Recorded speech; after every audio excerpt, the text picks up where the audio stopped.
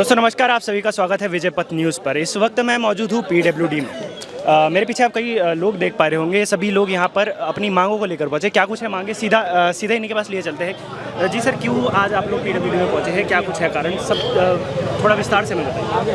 कारण ये है कि 30 जून 2025 को जो उत्तराखंड सरकार द्वारा प्रोक्योरमेंट नियमावली में बदलाव किया गया था, उसके तहत जो पूर्व में जो नियम थे उसके तहत हम लोग आच्छादित थे और आम हमारा ठेकेदार जो था वो ठीक ठाक तरीके से अपने काम कर रहा था। और वर्तमान में स्थिति ऐसी हो गई कि इस नियमावली बनने के बाद कई ऐसे इश्यूज इसमें पैदा कर दिए गए, जैसे बिट कैफिटी वाला फॉर्मूला लगा दिया और 10 लाख से ऊपर के सारे ठेकेदारों के लिए बिट कैफिटी लागू होगी। अब नया ठेकेदार अगर कोई रजिस्ट्रेशन करके आएगा तो कहाँ से बिट कैफिटी के फॉर्मूले को पूरा कर पाएगा, क्योंकि बिट कैफिटी तब निकलेगी जब 5 साल का उसके ऊपर टर्नओवर होगा, 5 साल के फाइनेंशियल डॉक्यूमेंट होंगे और 5 साल पुराना अनुभव होगा उसके पास, तब वो जाके पार्टिसिपेट कर सकता है। कुल मिला के सरकार ने सारे ठेकेदारों की रोजी रोटी पर संकट पैदा कर दिया है। तो इसके विरुद्ध हम पूर्व में भी गए तो उन्होंने कुछ संशोधन किए, लेकिन ये बिट कैफिटी वाला फॉर्मूला और ये सब चीज़ उन्होंने लागू कर दी। एक रॉयल्टी तो वाला मामला और रॉयल्टी में जो है 2 गुना का पेनाल्टी, 7 रुपये की पेनाल्टी, 7 रुपये की कॉस्ट है पर क्विंटल की। तो इस प्रकार के नियम लाद दिए जिनके तहत जो ठेकेदार का केवल शोषण हो रहा है। भाई हम अपनी साइट पे काम करते हैं और बॉन्ड एग्रीमेंट करके गवर्नमेंट से एग्रीमेंट करते हैं, अपनी साइट पे काम करते हैं। रॉयल्टी का नियम होता है जब हम अगर कोई खनन का, माइंस का, मिनरल्स का अगर ट्रांसपोर्ट करते हैं तब रॉयल्टी लागू होती है। तो हमारे ऊपर जब कोई पेनाल्टी का ग्राउंड ही नहीं है तो पेनाल्टी किस आधार पर ली जा रही है। ये दूसरा बिंदु, जो हमारे जो छोटे छोटे नए कॉन्ट्रैक्टर हमारे अभी रजिस्ट्रेशन करा रहे हैं, नए आदमी बेरोजगारी की सीमा कम से कम हम उस सीमा से बाहर निकल जाएं, परिधि से बाहर निकलें तो रजिस्ट्रेशन का कुछ छोटे मोटे काम मिल जाएंगे। उस योग्य भी उसको नहीं रख दिया है सरकार ने। तो इस 30 जून 2025 की नियमावली के विरुद्ध हम लोग एकजुट हुए हैं और यह लड़ाई हमारी तब तक जारी रहेगी जब तक सरकार इस नियमावली को वापस नहीं लेगी। क्या क्या मांगे हैं आज आपकी, मतलब जितनी भी मांगे हैं सब, मतलब मांगे हमारी सबसे पहली मांग तो एक ही मांग हमारी सबसे है कि इस पूरी नियमावली को हटाया जाए, जो इसमें परिवर्तन किया इसको हटा दिया जाए और पूर्व जैसे टेंडर प्रक्रिया चल रही थी और जो नियमावली पूर्व प्रोक्योरमेंट नियमावली उसी को लागू किया जाए। आप कहाँ से? मैं यही देहरादून अभी बिलोंग करता हूँ मैं, और यहाँ पे मैं हूँ, कुमाऊँ बिलोंग करता हूँ, लोहाघाट मेरा मूल क्षेत्र है और यही मैं निवास करता, मेरा यहीं आवास है, मेरी फैमिली यहीं रहती है। और सबसे बड़ी बात, मैं उत्तराखंडी हूँ यार, इस बारे में पूछना किस बात का है। और सबसे बड़ी बात क्या है, दिक्कत क्या है, ये सब जो कारनामे किए हैं यहाँ पे बाहर से ठेकेदारों को इंपोर्ट करके लाया जा रहा है, जो हमारे ठेकेदार का हक मारा जा रहा है। एक ये चीज़ भी सुनने में आ रही थी कि कुछ समय पहले एक बात हुई थी कि 10 करोड़ तक का जो कार्य है वो उत्तराखंड के ठेकेदारों को दिया जाएगा। ये तो एक उन्होंने पहले भी 5 करोड़ के ठेके उत्तराखंड वालों को दिए जाएंगे वाली परिभाषा दी थी। कौन सा उसमें इम्प्लीमेंट किया था? ये सरकार अपने वादे पे कब मेंटेन रहती है, उसको आज तक इम्प्लीमेंट नहीं किया। 10 करोड़ तक के ठेके उत्तराखंड वाले को दिए जाएंगे साहब, क्लस्टर बना दे रहे हैं। 50-50 लाख के काम को 20 कामों को लेके 10 करोड़ 50 लाख कर देंगे 11 कामों को लेके। ये तो क्लस्टर बना के उस कामों को हाइक कर दे रहे हैं, 10 करोड़ की परिधि से बाहर कर दे रहे हैं, बाहर वाले को पार्टिसिपेट करने का मौका दे रहे हैं। ये तो धोखा दे रहे हैं। चलिए, कई अन्य लोग भी हमारे साथ हैं जी, क्या कुछ कहना चाहेंगे आज आप? जो ये गैतोड़ी जी ने बोला, बस यही समस्या है हम लोगों की, ठेकेदारों की, और लगातार लड़ रहे हैं और आगे भी लड़ते रहेंगे जब तक कि कोई इसका निस्तारण। मुख्यमंत्री आवास का घेराव है इसके बाद। आज जो है, आज के बाद मतलब आप लोग ये कह रहे हैं कि अगर आज आपकी बात नहीं सुनी जाती तो आप लोग इसके बाद मुख्यमंत्री के हमारे द्वारा संयुक्त मोर्चा के तत्वाधान में उत्तराखंड कॉन्ट्रैक्टर संयुक्त मोर्चा हमारा एक संगठन है, वो सारे रजिस्टर्ड संगठनों का एक संगठन है, महासंघ टाइप का है। उस संगठन के बैनर तले हम लोगों का एक कमेटी गठित कर दी गई है, जिसमें 15 से 20 आदमी हमारे मूल रूप से उसमें संरक्षक मंडल के रूप में हैं और सारे लोग एकजुट होके अपनी रणनीति बना के अग्रिम कार्रवाई हमारी मुख्यमंत्री आवास घेराव की है। तिथि हम लोग बाद में डिस्क्लोज करेंगे, पहले हमारा कार्यक्रम तय हो जाए। चलिए, आप भी कुछ कहना चाह रहे थे जी? बहुत बहुत धन्यवाद। देखो, यहाँ पे आज हम लोगों की जो है सारे ठेकेदार लोगों की संयुक्त रूप से एक बैठक थी और जो ये वर्तमान सरकार की जो ये मोनोपोली चल रही है, एक अधिकार चल रहा है, ये खुलाम सरकार को चुनौती है। और जो हमारे विधायक लोग हैं जिन पे हमने विश्वास किया वो यहाँ जाएंगे, कुछ हमारे लिए नीतियाँ बनाएंगे, कुछ बेरोजगारों का भला करेंगे। लेकिन ये तय सोच लें कि 2027 बिल्कुल नज़दीक है, कहीं ये ना हो तुम्हारी ऐसी कब्र खोद दें हम कि तुम कहीं गंद भी नहीं आएगी। ऐसा है कि ऐसा कुछ नहीं है, हमने अगर बनाया है लोगों ने, देखो हम आज ऐसे भटक यहाँ हम नहीं आ रहे था। आजकल काम का सीजन है, काम का सीजन, हर ठेकेदार अपने लेबर के पीछे कहीं आपदा व्यवस्था के पीछे लगा रहता है। लेकिन आप ये बताओ, जब हमने जिस उद्देश्य से, जिस मनसा से हमने उत्तराखंड राज्य की परिकल्पना की थी, आप भी देख रहे होंगे, प्रत्येक आप बाइट लेते होंगे, आपने देखा होगा कि हम तो ठेकेदार है, चलो आप बेरोजगारों को देख लीजिए, आम जनता को देख लीजिए, आप जो है मातृशक्ति को देख लीजिए, आप विद्यार्थियों के पेपर बाद में हो रहा है, लीक पहले हो रहा है। कहीं ना कहीं क्या है ना, कमजोरी है।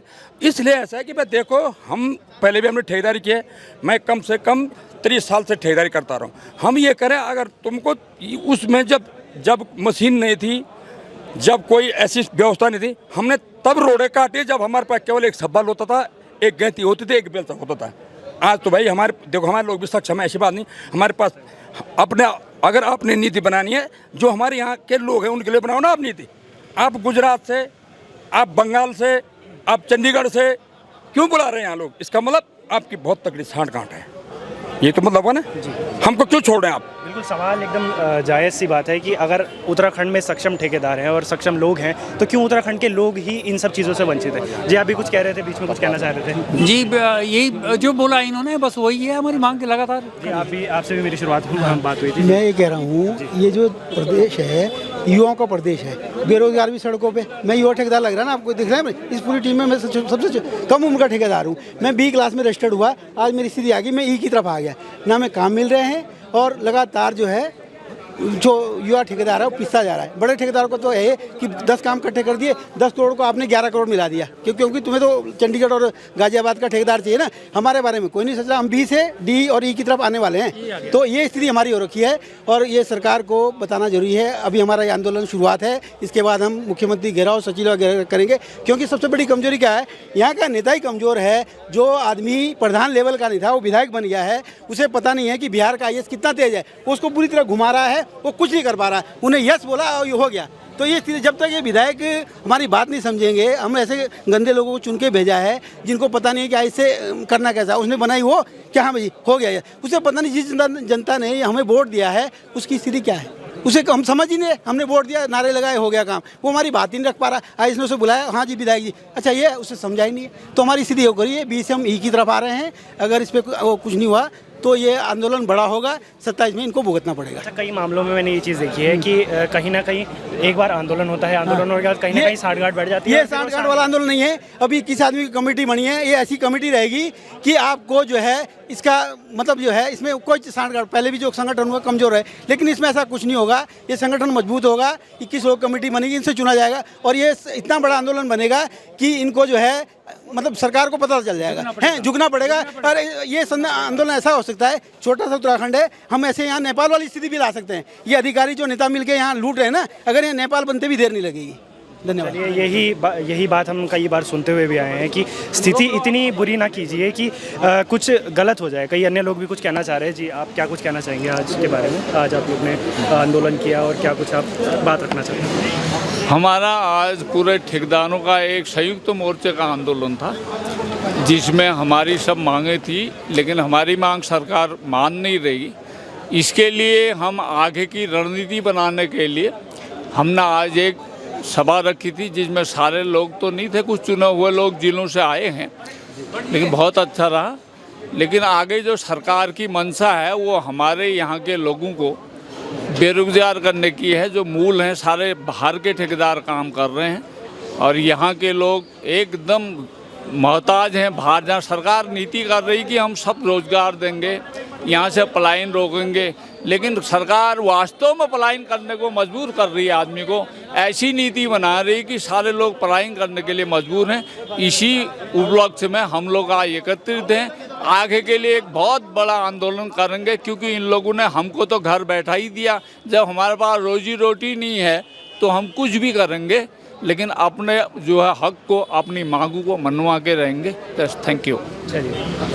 चलिए कुछ पीछे आप कुछ बोर्ड होर्डिंग देख पा रहे होंगे जहाँ पर लिखा है उत्तराखंड ठेकेदार संयुक्त जनमंच समिति अभियंता लोक निर्माण विभाग कार्यालय देहरादून में ठेकेदारों की मांगों को लेकर 1 दिवसीय धरना प्रदर्शन। हालांकि बात यही कही गई है कि ये धरना प्रदर्शन केवल एक धरना प्रदर्शन तक नहीं रहेगा अगर इस पे विचार विमर्श नहीं होता है। जी, आप भी कुछ कहना चाह रहे थे? आज हमारा जो ये संयुक्त मोर्चा ठेकेदार यूनियन का जो धरना था, ये इस बात का संकेत है हमारे उत्तराखंड सरकार के लिए, जितनी भी नीतियाँ ठेकेदारों के पक्ष में बननी थी वो बिल्कुल नहीं बन रही है। तो हमें ऐसा लगता है कि हमने जो जितवा के भेजे हैं विधायक वगैरह, वो इस लायक नहीं थे। वास्तविकता यदि की जाए तो एक तरफ से वो गधे हैं। हमें इस कहने में कोई दिक्कत नहीं आएगी, क्योंकि पूरे उत्तराखंड को जो है ना आईएएस चला रहे हैं। इन आईएएस जो नीति बना के देंगे वही ये लोग आगे चलाएंगे, उसी नीति को चलाएंगे। उत्तराखंड में क्या बनना चाहिए था, अभी तो खुद विधानसभा में भुवन काफड़ी जी ने स्वीकार भी कर लिया कि भाई 15% विधायक निधि में भी कमीशन लेते हैं। तो जिनको विधायक का मतलब विधिक आदमी, जब उनके ही उसमें कमीशन जारी और खुद विधानसभा में स्वीकार किया, तो इसका मतलब तो यही है उत्तराखंड पूर्ण तरीके से जो ना ये आईएएसओं के हाथ में चला गया। चाहे मंत्री हो चाहे मुख्यमंत्री हो, ऐसे निकम्मे लोगों को बना दिया जो यहाँ के लोगों का हितैषी बिल्कुल भी नहीं है। और यदि ये नहीं चाहते तो 27 नज़दीक है और हम जो ठेकेदार है हमारा सबका ये कि जिस क्षेत्र में भी ये लोग घुसेंगे विधायक लोग, इनको वहाँ पुरजोर विरोध करना पड़ेगा। आवश्यकता पड़ेगी तो इनको एक सवाल मेरा आपसे कि यहाँ क्या कुछ मतलब आपकी किसी अधिकारी से मुलाकात हुई हो या कुछ? मुलाकात हमारी लगातार कई बार एचओडी से हो गई है। इन्होंने जो ये नियम बनाए हैं, पहले ये 1.5 करोड़ तक की जो बिड थी उसमें सिंगल बिड थी, अब इन्होंने डबल बिडिंग कर दिया उसमें। ये तो अधिकारियों से लगा था, लेकिन वो टाल मटोल कर रहे हैं। फिर हमारी उससे विधायक जी से भी इस विषय में बात हुई, भाई ये जियो बनाता कौन है। तो यदि विधायकों को, मंत्री को ये पता ही नहीं है कि जियो कौन बनाता है, यही लोग बनाते हैं, आईएएस लोग बना के इनके पास दे देते हैं। इनको ये पता ही नहीं कि ये जियो का अधिकार हमारा है। और यदि मंत्री और मुख्यमंत्री के पास इस चीज़ का पता है कि भाई जियो हमारा है, तो ये जियो नहीं इस टाइप में बनाना चाहिए। धन्यवाद।